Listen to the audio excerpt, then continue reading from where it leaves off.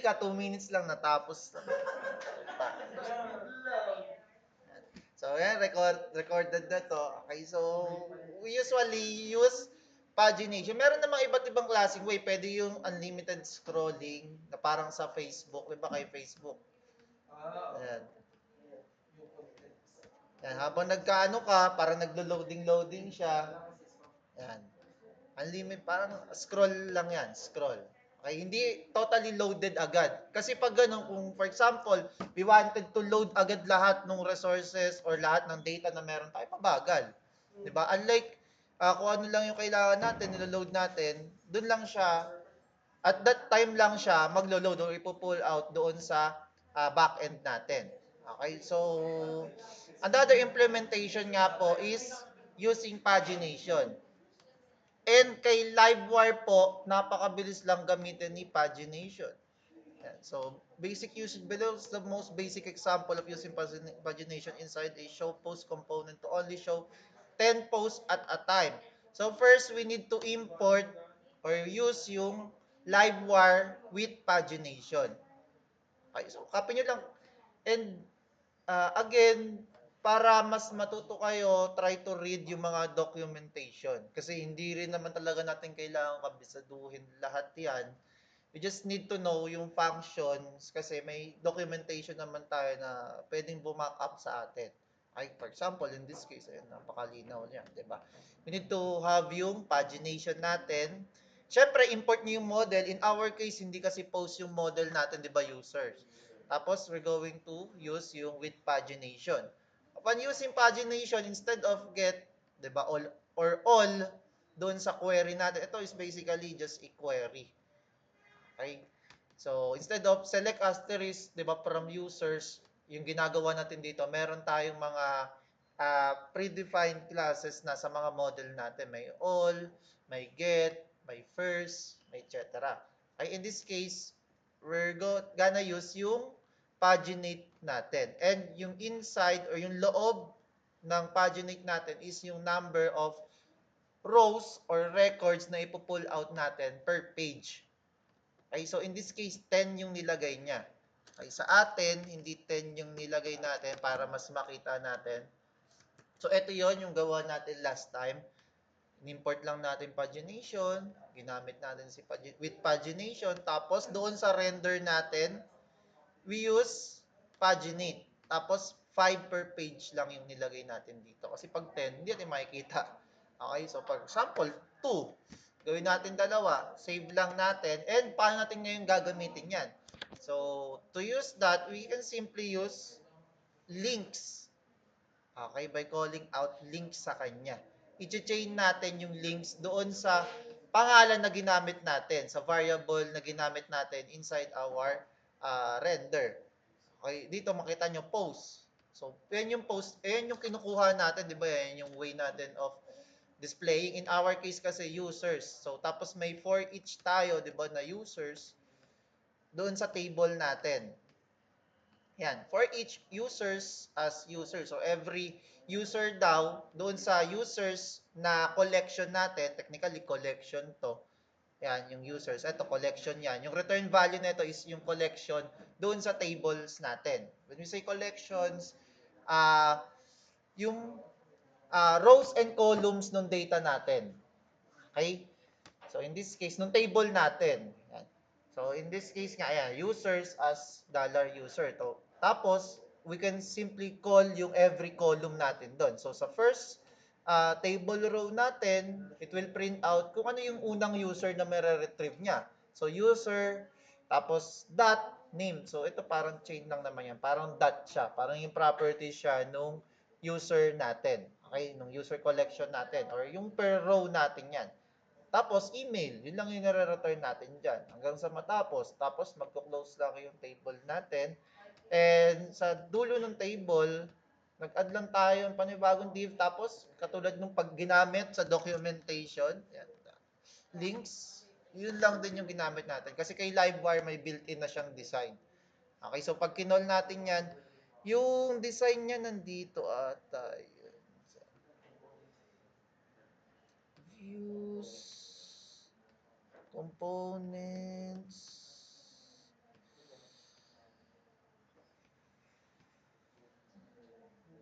Pagination. Paginate.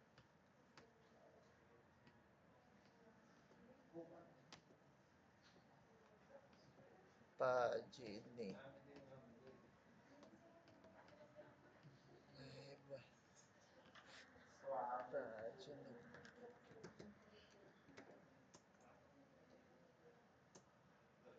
Basta, nandyan yan. May design na yan. Hindi ko lang mahanap.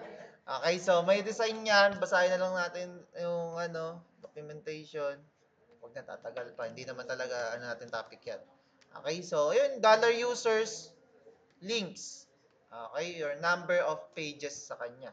Kaya nga, yung may output niyan. Ayan. In this case, 1 to 2. May design na yan. 2, 3, 4. Yeah, makita nyo, hindi rin naglo-load yung page natin. Yung nire-render niya lang is yung mismong component natin. Okay, yung mismong, ito lang, yung record na meron sa kanya. Kung ano lang yung i-update natin. 4, 5. Okay? So, yan. Good way to manage yung record natin. Okay? Para mas maging malinis. Okay? Ito nga, mas maganda, nakahiwalay din tong viewing natin na component. Pero hindi na natin gagawin kasi tagal pa. Okay? Pero mas malinis siya kung nakahiwalay siya doon sa input. Ganun lang din naman siya. Gagawa lang kayong panibagong component, tapos doon sa render, yun lang. Ito rin naman kasi yun. Tapos, ilalagay nyo dun sa blade yung table lang itself. Ihiwalay natin dito. Okay? So, next thing natin is si loading. Kasi kung mapapansin nyo dito, minsan mabagal yung internet ng users natin. And pag nag-doble-doble kayo ng ganyan minsan, tendency, nag, ah, nagsasubmit siya ng madami. Okay? So, we wanted na if ever na, tingnan natin kung nag-submit ba yun. Hindi. Dito kasi may validation tayo. Pero one way para maiwasan natin yun is to uh, indicate loading doon sa buttons natin or just to have the users na feedback na we are submitting certain form. Okay, kasi dito kasi tatlo lang kasi yan kaya pag click ko ng ang register, yan, mabilis niya lang yang pa-process, 'di ba? Hindi naman gaano magtatagal 'yan. Okay? So, para ma-resolve natin 'yon, for example, marami na kayong form na tina-type, tapos suddenly pag-click niyo ng register, nag-register na ba 'yon, 'di ba? Hindi man natin alam kung naglo-loading or what, kung ano nangyayari kasi mabagal nga yung internet natin. Okay? So, definitely we can use yung wire loading dito kay Livewire. Okay, so loading indicators are an important part of crafting good user interfaces. They give users visual feedback when a request is being made to the server. Yan. So they know they are waiting for a process to complete. So, Livewire provides a simple yet extremely powerful syntax for controlling loading indicators. Yan, adding wire loading to any elements will hide it by default using display, nonsense, and show. So, below is a basic example of a create post component form with wire loading. So, for example, testing natin tong wire loading.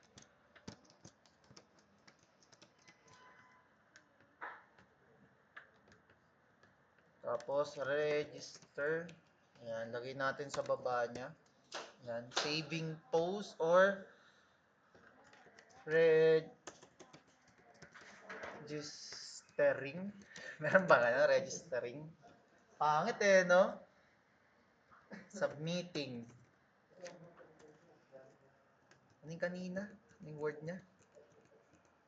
Saving post. Ayan, saving user. Yan. And then, para makita natin, dito kasi kung makikita nyo, nakita nyo, di ba po? Dito kasi, pag nilagay natin yan, autofillers.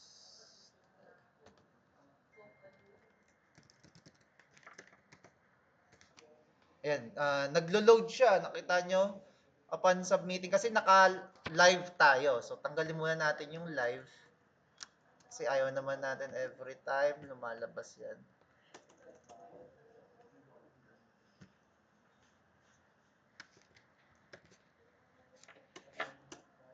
Ay.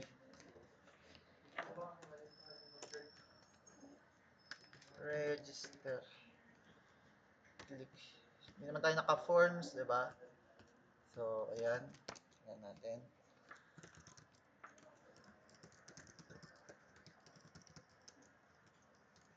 Ayan. So, when we click yung register, may lumalabas saving user.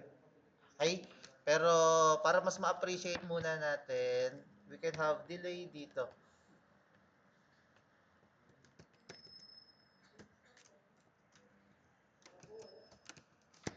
2 seconds. So, sleep, para 2 seconds siya bago mag-process. Para makita natin. Ay. Yan. Saving users. Tapos, na-click pa rin siya. 'Di ba? So, basahin natin si wire loading. Again, kung mabagal yung internet natin, very useful siya kasi alam natin na may nangyayari doon sa, sa submission natin. Hindi lang parang nag-hang na siya, nag-lag lang siya. 'Di ba? So, when a user press save, ito yun, save in post. Tapos, removing elements. Di ba? We can use that remove for the inverse effect showing an element by default and hiding it during request to the server. So, pwede natin i-add tong remove. Yan.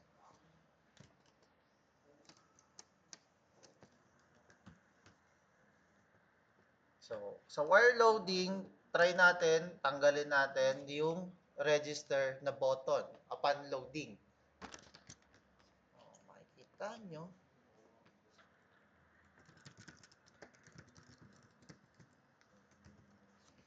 Yan, register, saving user, nawala na yung button. Tapos, upon loading, tapos na yung loading, tsaka lang siya pakita. So, we can also utilize, kung gusto nyong gumanda yung itsura niya, edi pwede tayong gumamit ng spinner. Yan.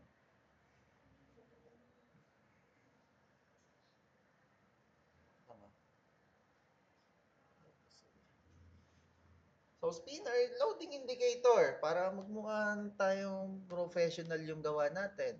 So, for example, hanap lang kayo dyan, ang gusto nyo. Tayo, parang ano yan, no? Parang fun yan. Siyempre, gusto natin to yellow. Pang ilan yan? 1, 2, 3. Pangatlo sa dulo. 1, 2, 3. Ayan, span.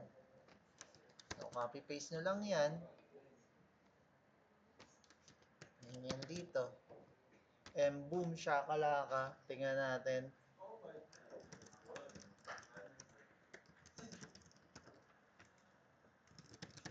Tingnan natin. The moment of truth. Yellow! Grabe ka na, sir. Grabe, para na kayong ano niyan. Front-end developer na kayo niyan. Di ba? Ganun-ganun lang. Diba? You can also target yung mga class. For example, yan.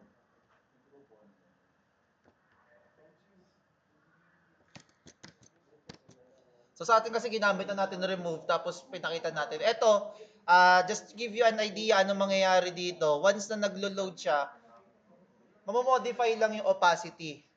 Okay, magiging parang mas dim siya. Mas bababa yung opacity. Okay? So, yan siya. Ito naman, yung kanina. Yan. So, while loading, ibig sabihin ng while loading, i-execute niya to if ever na mayroong loading. Tapos yung kanina, while loading remove, di ba yan? While loading that remove, i-remove niya yan while loading. Okay? So, ano yung problem dito? The problem with this one is, for example, dagdag tayo ng panibagong button. natin yan. Tapos, click testing.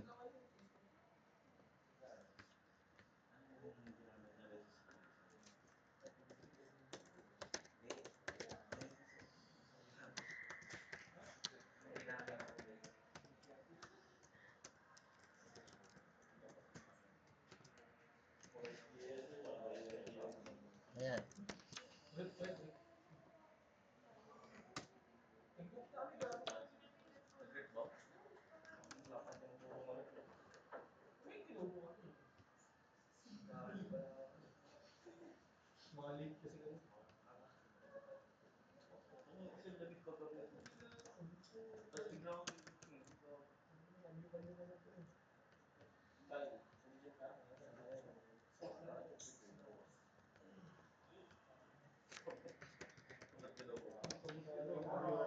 Yan.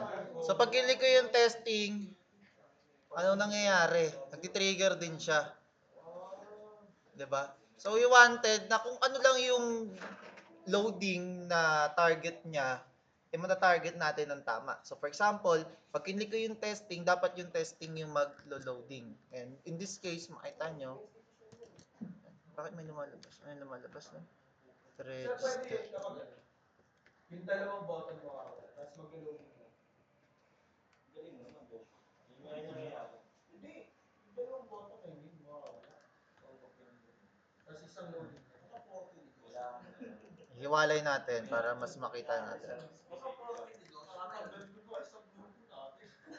Start, click testing. Dalawa, are you go? Yan. Hindi ginawa ni Kyle?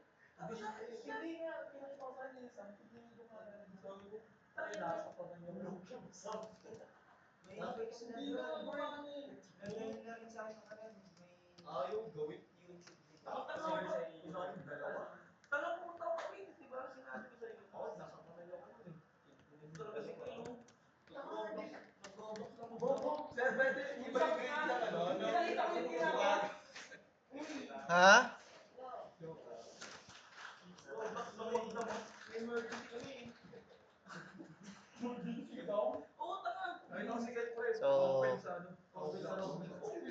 Nakita ko na sa neighborhood. Nasa ano, press to impress. Ikaw naglaro din man. Nag-atay ko lang sa... Nag-Roblox na yung press to impress. Hindi nag-check sa GC. ay gumagana naman siya. Dapat ganun. Dapat mag-aano yun parehas eh. Wait lang ha. Ngayon, nakalalagay ko. Register loading.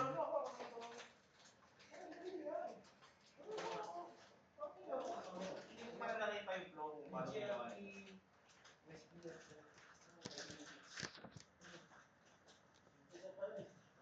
Ano, wala naman yung loading niya.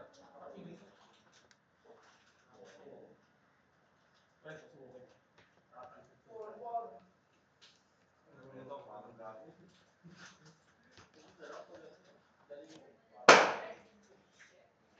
Yan. So, eto, we can use wire target. Okay, so using wire target, kung sino lang yung kinlik natin, siya lang yung magti-trigger. For example nga dito, parehas tayong may submit, tsaka may button na save. Okay, so in this case, yung target natin is yung remove. Okay, so lalabas lang removing post. So, Hindi pwede ID yung okay na. Hindi, wala pa nga hmm? ID set. Hindi, ang target talaga is yung action itself. Yung mismong nandito. Ayan. Sample testing, submit.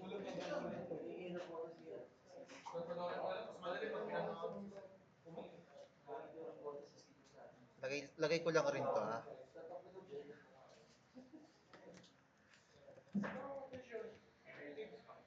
Copyin ko lang para parehas sa mangyayari. So, pag click natin si register, ang magsasubmit, sa submit. Okay, so pag click natin si testing, magsasubmit si testing. Okay, tapos, let's have this one. Hindi, si... Kumugan nyo yung ano, nakikinig ako.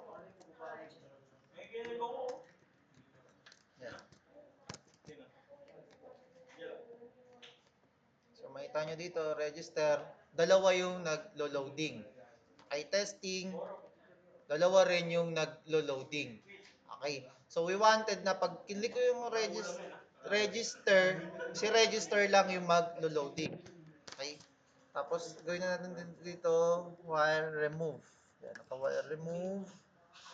Wire remove. Wire loading, tapos we wanted to have a target. Yan. Wire target, kung kailan lang siya mag-execute. Okay? So, wire target is equal to, ano to, register. Ah, tama ba? Submit. Yan. So, yung target natin is yung submit. Once na nag-click doon kay submit, tsaka lalabas to.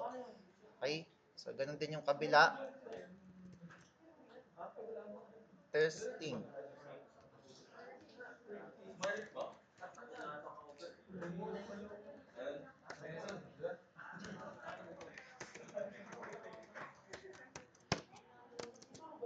Pag tinesting natin, yung testing, register lang yung gumagalaw. Testing, testing lang din yung nag-load. Okay? Question. May question? Paano daw pagdalahan yung sa computer? Yung sump sa computer? Parang bago naman tayo dyan. Hindi na pala. Parang umog ka naman. Delete mo muna yung sir.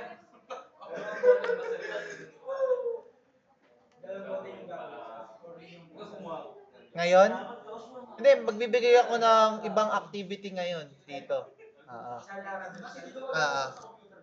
Tapos, ano pa meron dito kay wire loading?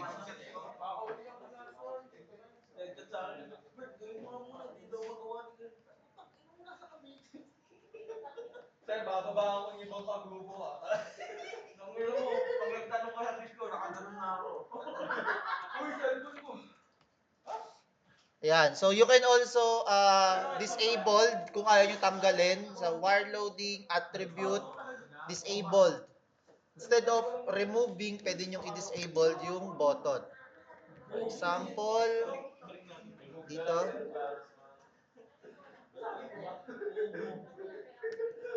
Ayan, disabled kay register.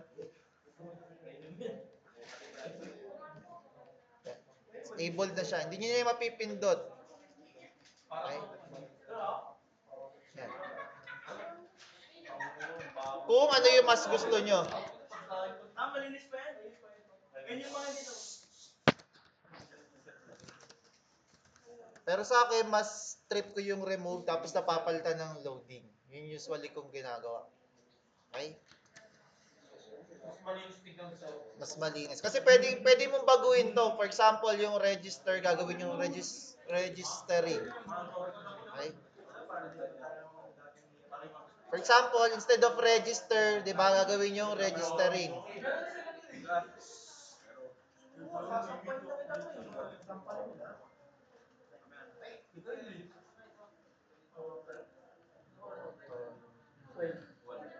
Span dapat. Span. Pero okay na. Ewan ko nga ba kasi pumapasok. Hindi, ginawa ko. Yun yung ginawa. Ayun nakalaan. Simula sa unang session.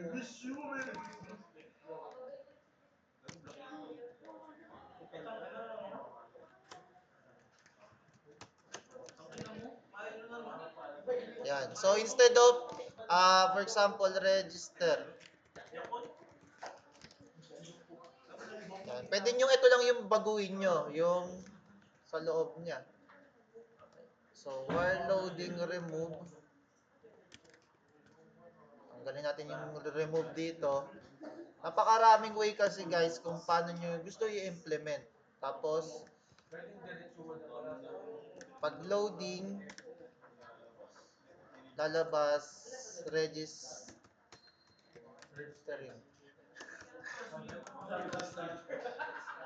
Yan, so, click nyo. Ayun. Registering. Diba? So, may lumalabas pa rin ano, kasi yun lang din naman nilagay natin. Okay?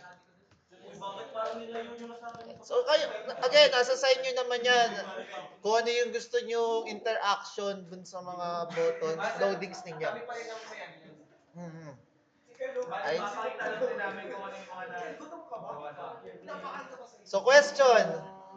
Answer. Nan, so kung wala, upload ko lang. Ala, hindi ko pala na-record. Ay, na-record. Shout out pala, Ma'am Delphine. Sir Tomas, lahat kayo, shout out sa inyo. Mamba out. Dolphin daw.